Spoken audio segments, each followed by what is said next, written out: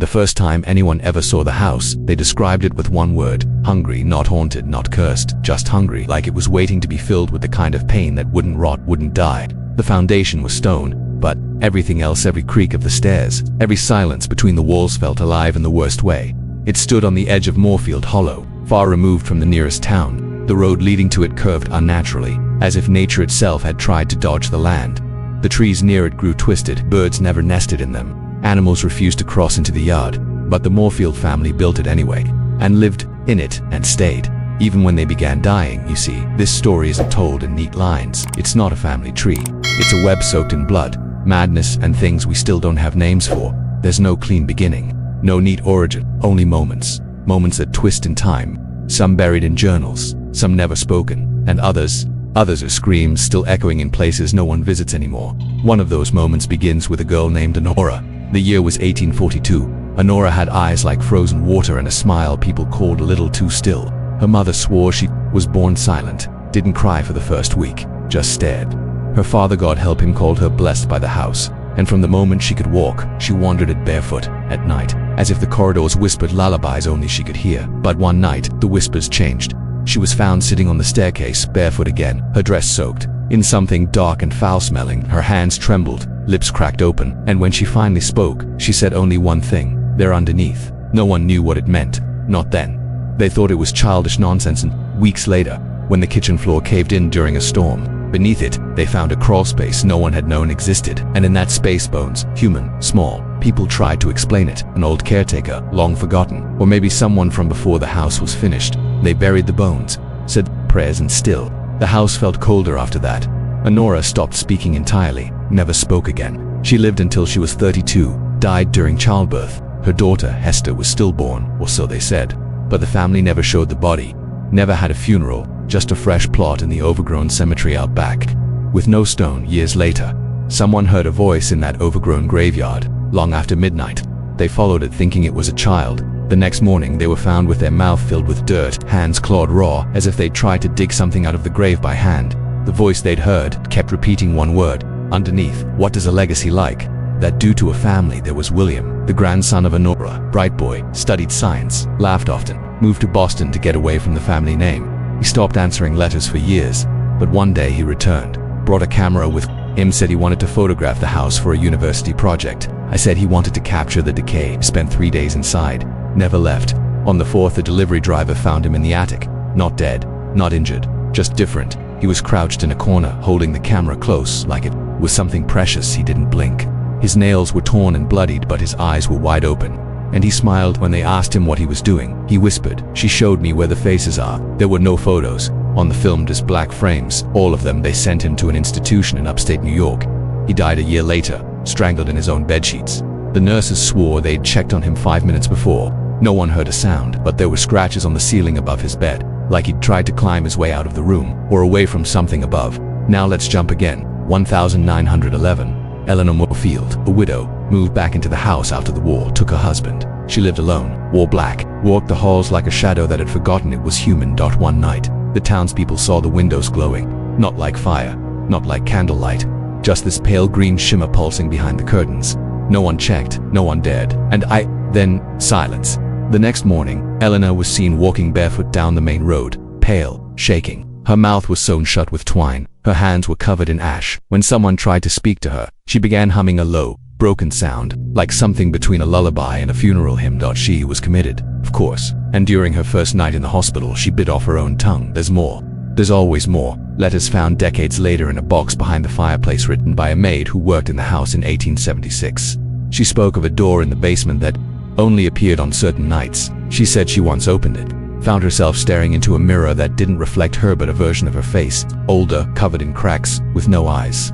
She quit the next day, died on the train ride home. The cause of death, heart failure, but her face frozen in horror, eyes wide open, mouth screaming, as if she'd died still staring into that mirror. We have a habit of thinking horror is linear, that things begin, build, and end. But some stories don't work that way. Some stories ripple. They echo backward and forward, twisting memory and time like smoke around your throat. At House the Moorfield estate, it doesn't follow rules. It just takes, and it takes different things from different people. From some, it takes their voice. From others, their sight. For a few, it takes the concept of time entirely. There was a man named Theodore Moorfield, last known member of the Bloodline, lived in the house from 1945 to 1951, claimed he didn't believe in curses, said all the stories were just family hysteria. He had a dog, a golden retriever named Daisy. They say dogs know things before we do. Maybe she did. In March of 1951, neighbors noticed something strange. Theodore hadn't left the house in weeks. They called the police. When they broke down the door, they found the house empty, clean, fresh flowers in the vases, food in the fridge, no sign of struggle. But the strangest thing, there were 2 sets of footprints in the dust: Theodore's and Daisy's butt. They only went in circles, room to room, again and again, as if he'd been walking in loops for days, weeks. No one ever saw him again, or the dog. But 3 months later, a traveler claimed they saw someone standing at the attic window of the Moorfield house, long after it had been boarded up. The figure didn't move, just watched. That was 70 years ago, and today, sometimes hikers say they feel watched when they pass near the property. Cameras glitch, phones die, children cry without reason. One urban explorer swore he saw a light in the basement, but when he returned with friends, the staircase had collapsed, and where the basement door should have been, just a wall, solid stone. They say the house is abandoned, but I don't think that word applies. Something lives in there. Maybe it always has. Maybe it was never the Moorfields who lived in the house. Maybe the house lived in them. And maybe, just maybe, it still does. That's why I had to tell you this, not to scare you, but to prepare you. Because we carry more than blood in our veins. We carry stories, curses, echoes. If you ever hear a voice calling you from beneath the floorboards, if you ever see your reflection move a second too late, if you dream of a house you've never visited but know every inch of, don't go looking for it, it's already looking for you. If this story made your heart race, if it stirred something cold and curious inside you, please don't leave without sharing it. There are more stories like this, truths buried beneath floorboards and in forgotten diaries. Like, subscribe, and watch closely, because the next one might come from even deeper shadows. And whatever you do, don't stop watching. You need to see how deep this goes. Trust me. He arrived in the middle of the night. No one saw the car. No one heard the gate open. But the neighbors, what few lived near Moorfield Hollow, swore they saw a lantern flicker in the upper west window where the nursery used to be. That room had been sealed shut for 70 years. The man's name was Samuel, late 20s, lean build, face drawn in ways grief makes permanent. His wife had died 2 months earlier, car accident. No children, just him now. And grief has a way of making a person reach backward through genealogy sites, newspaper clippings, dusty trunks in his late grandfather's attic. That's how he found the name Moorfield. The name sounded like static when he first read it, like something trying to whisper through the paper. He traced the bloodline. Every thread led back to that house. So he came. He said it was to document the estate for historical preservation. But truthfully, he was hoping to find meaning, and anything that made his wife's death hurt less. He spent the first night inside the house alone. By the second night, he'd stopped answering his phone. By the third, the neighbors reported strange sounds coming from the house. Not screams, not even footsteps, just a low, rhythmic clicking, like 1,000 insects behind the walls, dancing in sync with something that didn't breathe. The local police went to investigate. They didn't find Samuel, but they found something else. In the parlor, every mirror was shattered, but not in random patterns. Each one was broken at its center, spider-webbed outward from a single point. They said it looked like something had punched through from the other side. On the main staircase, they found a trail of candles still lit, dripping wax down the railing, as if someone had walked upward slowly, deliberately, holding each one against the wood just long enough to let it bleed. They found a journal too, bound in cracked leather. One sentence repeated over and over in different handwriting: "This is not a house, it is a mouth." They closed the house again, nailed the door shut. But Samuel was never found, and the next family member to return wouldn't come for another 20 years. But let's go back, not forward. Let's return to something older. 1873. They say Abigail Moorfield was born during a thunderstorm so violent it split the main chimney in half. When she opened her eyes, the rain stopped. Dead silence across the hollow, like the storm had been afraid to meet her gaze. As a child, she would speak to shadows, not in whispers, but in full conversations. Her governess documented everything. She laughs when no one's in the room. She talks about people who died before she was born. She says they live in the paper and crawl out at night. At 8, 9, Abigail stopped eating, said the house had started feeding her. By age 12, she could mimic anyone's voice flow. She once repeated an entire dinner conversation word for word, using the exact cadence of each person at the table. Her father called it a parlor trick. Her mother didn't laugh. They found her one morning kneeling in the center of the ballroom, surrounded by dead moths, hundreds of them. No windows were open. She was humming, and when they touched her shoulder, she screamed in a voice that wasn't hers. It wasn't even human. She was sent away to a sanitarium in Maine, but she never made it. The train car she was placed in arrived empty at its destination. Her name wasn't on the passenger list. No one remembered seeing her board. Years later, someone exploring the attic found a child's shoe tucked between the floorboards. It was dated with her initials, and then there was the music.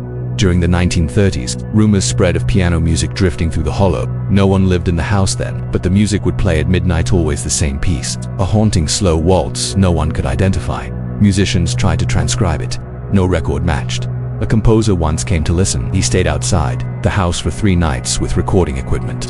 The 4th night, the tape played back the sound of breathing, heavy, animal-like, punctuated by scraping.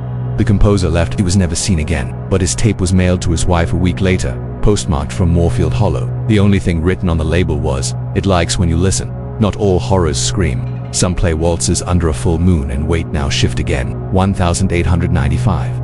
The family hosted a gathering, a formal affair. They invited 5 guests, all from different cities, none with knowledge of the others. Each one was told they'd inherited part of the estate and must attend to receive the deed.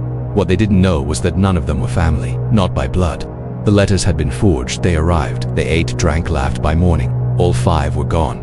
Not dead, not mutilated, just gone. Chairs pushed back neatly, plates half full, glasses still warm. The house had closed around them like a coffin with velvet hands. The police found no signs of violence, just a single note left under the candlestick holder on the dining table. "You don't inherit this place, it inherits you." What does that mean, really? That the house chooses, that blood is not the only price. Then came the scholar, decades later, a man obsessed with architecture and sacred geometry. He studied buildings. Their energy said the house was built like a trap, every angle slightly off, every hallway a loop, windows that faced brick walls, stairs that led to ceilings, and beneath it all, buried in the foundation, an old, pagan sigil scratched into the stone, ancient, older than the land records. He wrote his findings, published them, called it the Hunger of Stone. Said the house wasn't cursed, it was alive, and it needed offerings. Not just lives, memories, time, identity. A month after his book came out, he vanished from his apartment. The room was untouched, but on his mirror, scrawled in what looked like soot, "You drew the map, now walk it." It's the details that unravel you. The journal entries with names that repeat across centuries. The identical sketches of a woman with stitched lips drawn by people who never met. The sound of something breathing on old reel-to-reel tapes when no one else was in the room. The family tried to destroy the place once. In 1964, a fire was set. Gasoline poured from room to room. The match struck. Nothing burned. They said the air turned heavy, thicker than lungs could bear. One man collapsed. Another began laughing hysterically until his voice cracked into sobs. The match wouldn't light. Gasoline smelled like flowers. When they left, the house looked at them, not literally, but everyone felt it, like eyes pressed into the backs of their necks. You don't destroy something that isn't made of wood and nail and brick. You don't burn something that exists between beats of time. And that brings us to the girl with no name, a child, found near the edge of the woods in 1987, 8 years old, mute, clutching a porcelain doll. No one knew who she was. No missing persons report matched. She never spoke, never cried. When asked where she came from, she wrote one word on a napkin. Moorfield. She was placed in foster care. The first night she stood at the edge of her new room facing the corner. She stayed that way until dawn. The second night she moved the bed so it faced the door, said nothing, just stared. The third night, she disappeared, vanished. No broken locks, no open windows, just the doll left behind. Its face was cracked into a smile. It's not just a haunted house. That word is too small. This place is a sinkhole of reality, a place where names dissolve, and history bends like wax under a flame. People forget the danger of looking into mirrors in a place like this. Mirrors don't reflect truth here. They show you what you're becoming. That's why I'm telling you this, because someone has to. And if you've made it this far, I need you to keep going. You have to see how deep this story runs. You have to understand what we're dealing with. Don't walk away yet. If this story made your skin crawl, if you felt something stir behind your shoulder as you listen, then you already know this isn't fiction. Not completely. Like, share, subscribe if you haven't. Not for numbers, not for vanity. Do it so you don't lose your place in this story. Because once it starts, it never really ends. And the worst part, it's already started watching you. It started as a dream. She was walking through the dining hall, except the table stretched for miles. Candles flickered, wax dripping upwards instead of down. At the far end, her mother sat with her back turned, whispering to something beneath the tablecloth, something that breathed. When she woke, the hallway light was on, but she lived alone. They say dreams aren't real, but some places blur the line. Some names are gateways, and the name she whispered in her sleep, Moorfield. Clara was a social worker. Rational, sharp, the kind of woman who kept her books alphabetized and her coffee mug in the same corner of the counter every morning. No chaos, no fantasy, just structure. But she had a habit, an obsession. really with orphaned cases, the ones no one could close. Files without fingerprints, dead-end addresses, children who claimed to come from the mouth of the house. Over time, all her unsolved cases pointed back to one location. She tried to ignore it, buried the files, pushed it down, but the dreams didn't stop. The voice of a girl she'd never met kept whispering, "We're still here, Miss Clara, still waiting." She drove to Moorfield Hollow on a fog-heavy Tuesday, didn't tell her office, didn't leave a note. She was never seen again. But 1 week later, a brown envelope appeared on her desk. Inside, 34 black and white photographs. Each one showed her standing in a different room of the Moorfield house. In the first photo, she was smiling. By the fifth, she looked confused. By the 15th, terrified. In the final image, she wasn't alone. There was something standing behind her, its face stitched with its own hair. The photographs were real. Experts confirmed, no editing. But here's the detail no one talks about. In photo number 17, the wallpaper in the background didn't match any part of the house. It matched the walls of her apartment. You start to realize the house isn't just a location. It's an infection. It follows the blood. It breeds in memory. There's a theory buried in the diary of Lyle Moorfield, dated 1819, that says the estate was built not on cursed land, but for a purpose, a conduit, a kind of mirror for the mind. He wrote, "If grief is deep enough, if rage is thick enough, it becomes shape, form. It builds its own bones. I have seen it. I have felt it sleep beneath my pillow." Lyle wasn't a poet. He was a judge, respected, feared. But during the last year of his life, he stopped attending court, burned all the law books in his study, spoke only to the walls. His last recorded words, spoken in Latin during a thunderstorm, roughly translate to, "We gave it our names. It gave us its hunger." When his body was discovered, the room was filled with moths. Every mirror shattered inward. His son, Thaddeus, found the body. Thaddeus never spoke again. But it's what happened after that truly unnerves me. 6 months later, Thaddeus held a gathering in the house, invited 6 men, all wealthy, all powerful, all bound by one common thread. They had lost something, a child, a spouse, a piece of themselves. They were promised answers. They were given a ceremony, witnesses. What few remain say that what happened that night could not be explained. The air changed. Time warped. People heard children laughing in empty rooms. The fire burned blue. One man went blind. When the night ended, only Thaddeus remained.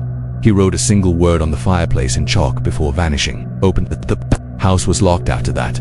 Windows boarded, doors sealed, but it never stayed quiet. Even decades later, hikers reported lights, voices, a rhythmic sound like a rocking chair moving far too fast. Once, a park ranger followed footprints into the house and never walked back out. He was found 3 days later, wandering the woods naked, clutching a pine cone, repeating the phrase, "They know I saw them eat time." There is something profoundly wrong with his story, not just because of the horror, but because no matter how far you go, no matter how many generations you cross, it always circles back. A name, a sound, a symbol scratched into a wall you've never seen before, but recognize immediately. A woman in Tennessee woke up one night with a nosebleed, thought it was nothing, went to the bathroom, flipped on the light and saw her name written on the mirror, backward. Moorfield. She had no connection to the family, or so she thought. Her grandmother's maiden name. You guessed it, she hung herself 2 nights later. The mirror was cracked. Not from impact but from within, as if something had pushed against it. From the other side, that mirror is now stored in a private collection, covered, never unwrapped. Researcher once tried to examine it. His eyes hemorrhaged after 30 seconds. We keep looking for logic. But this isn't about logic. This is about weight, legacy, memory rotting like meat left in a box too long. A journalist once tracked the family tree. His article never published. The files burned in a sudden fire. But the notes he left behind tell of an endless loop of names repeating through time. Every 3rd generation. A girl named Honora, a boy named Lyle, a dog named Daisy. Over and over. Sometimes they vanish. Sometimes they die. Sometimes they simply change. A pattern, a recursion. The house doesn't haunt, it rewrites. And if that doesn't scare you, maybe this will. In 2009, a demolition crew tried to tear the house down. For men, heavy equipment. Daylight by noon. The bulldozer's engine had failed. The driver complained of chest pain. An hour later, his heart stopped. The next man walked into the foyer to begin interior clearing. He never walked out, but a recording was left on his phone. Static, then laughter, then a voice, his own, speaking in reverse. When played backward, the message said, "I never left. I was always here. You're the one who's dreaming." They sealed the house again, but the ground around it has started to change. Trees near the property die in spirals. Soil samples return anomalous readings. People report blackouts when they drive past. The most disturbing incident: a child, no more than 7, standing at the edge of the road, wearing a nightgown, covered in dust. When asked where her parents were, she pointed to the trees and said, "They're in the mouth now." Then she vanished. The dashcam footage shows no sign of her ever being there, and yet, Fingerprints were found on the window, small, smudged, burnt into the glass. There is something about this legacy that seeps into the listener. Even now, as you hear this, some part of it watches. It's not just in the walls anymore, it's in the air. The story wants to be told, because telling it keeps it alive. And yet, not telling it is worse, because then it festers, breeds, waits for the next bloodline to stumble in, and it always finds them. You might not be a Moorfield, but the house doesn't care. It only needs you to believe you are. It only needs you to wonder. That's how it begins. A dream, a name in a newspaper, a sound you can't explain, a room you never remembered having, a whisper from the backseat of your car. When you're alone, it chooses you, and you don't realize until it's too late. If you've made it this far, don't look away now. The most dangerous thing you can do is treat this as fiction. This story, it's watching who listens. If this made your heart race, if your breath caught at any point, don't let it fade. Like this video, share it with someone who needs to hear it. Someone who's been dreaming of houses lately, who's seen a mirror fog up with a name they don't remember writing. Subscribe so you don't miss what happens next. You need to hear the last chapter, because everything you've heard, all of it, was just the house breathing in, and now it's ready to exhale. The house was gone. At least, that's what they told people. Burned down, condemned, nothing left but stone and ash. But you don't erase something like this. Not when its roots go deeper than history. Not when its foundations are poured in grief and blood and silence. It doesn't disappear. It waits. There's a letter, dated last year, written by a man who never signed it, found in a box at a bus terminal in Ohio. It simply reads, "I remember rooms I've never walked through. I hear voices that know my name before I speak. Something is following me, I think. I think it's a house wearing a person's skin." The authorities dismissed it. Another lost soul. Another scribbled cry from someone slipping into the dark. But I didn't dismiss it because the handwriting matched a girl who went missing in 1998. Evelyn Moorfield, age 16, vanished on the night of her birthday. The cake was still warm on the kitchen table. Her shoes sat by the door. Her parents claimed she left to meet friends, but neighbors say no one came. They said the porch light went out at 10:04 p.m. when it flickered back on. The house was different, colder, quieter, like it had eaten something. No one ever found Evelyn, but every year since, someone leaves a single candle at the gate of what used to be the Moorfield property. That candle always burns for 13 hours, matter the weather. Sometimes the flame bends, like it's reaching toward something, that something is still there. It's always been there. What if I told you that the house is still standing? Not in the way you think, not brick and wood and wallpaper, but in people, memories, bloodlines, a structure passed like trauma. You inherit it in the way you flinch at sudden silence. In the dream you can't quite remember but leaves you crying in your sleep. In the second face you swear you see behind your own reflection. They found a child last month in Massachusetts. Abandoned, non-verbal, clutching an old brittle photograph. The image. A family standing in front of a large Victorian home. The house was gone. Hadn't stood for 40 years. But the photograph was dated 2 weeks before the child was found. They scanned the image, ran face recognition on the adults. One of the men was Evelyn Moorfield's father. He died in 2007. There's no record of the photo ever being printed. When the child was shown a map, she pointed to a place in Moorfield Hollowland, now covered in wild briars, trees growing in spirals, where compasses spin and birds refuse to nest. She whispered one word, underneath, and that word keeps returning. Honora said it. Clara heard it in dreams. The girl in the nightgown wrote it in the dirt with her finger before vanishing. Underneath, what, the house, the land, or time itself? There's a theory, buried in a manuscript written by a nun in 1712. She wrote of a place not built, but awakened, a hollow where grief pools and calls itself home. She called it the mouth of time. She described people disappearing not into death but into memory, absorbed, forgotten by the world, but not by the place, not by the mouth. And the way she described it matches the land where the Moorfield house was built. The family wasn't cursed, they were chosen over and over. Across centuries, bound not by sin but by something older, something that drinks sorrow like water and repaints itself as home. You don't live in it, it lives in you. A woman in Detroit started painting the same image every day, claimed she was in art therapy, trying to cope with the death of her daughter. But every canvas over 200 showed the same structure, a spiraled staircase descending into pitch black water. Above it, a house that casts no shadow. She had no connection to the Moorfields, until DNA results linked her to a cousin 3 generations back. She was a Moorfield by blood. She never knew, but the house did. You don't have to visit to be pulled in. Sometimes it comes in the form of deja vu, a melody you hum without knowing the tune. A door in your dreams you're too afraid to open. A voice on the phone that disconnects as soon as you answer but leaves you cold. It finds cracks, it seeps in, and the most terrifying part, you might already be inside it because time doesn't move forward here. It curls, doubles back, loops. That's why some letters arrive before they're written, why photos exist before they're taken, why someone remembers dying in a room that hasn't been built yet. It's all part of the design, and you follow the threads this far. You've heard the screams, the whispers, the lullabies sung backwards. You've seen the names, the mirrors, the candlelight in windows that don't exist anymore. But what you haven't realized is ... You've already stepped over the threshold the moment you chose to listen. You gave it a key ... not to your house, ... to your mind. It will start small. Maybe you'll dream of a staircase that shouldn't be there, or you'll catch a reflection blinking a half second too late. You'll feel a room shrink, breathe, sigh. It single quotes LL say your name, but only once, only when you're not listening. And when it does, you'll understand. You're not hearing a story anymore. You're remembering, and it remembers you. Please dash. If your chest feels heavy right now, if your thoughts are racing, don't leave without grounding yourself.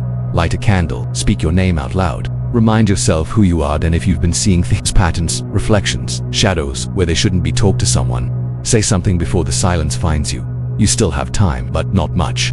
And if this story haunted you, if you felt something tugging at the edges of your mind, share it. Not just to warn others, but to distract it sometimes. Passing the story on is the only way to make it stop watching. Like, subscribe, leave a comment, even if it's just your name. Sometimes that's enough to remind the dark you still remember yourself, because the house only takes those who forget who they are. And now that you've heard its story, ... you'd better not forget. Asterisk.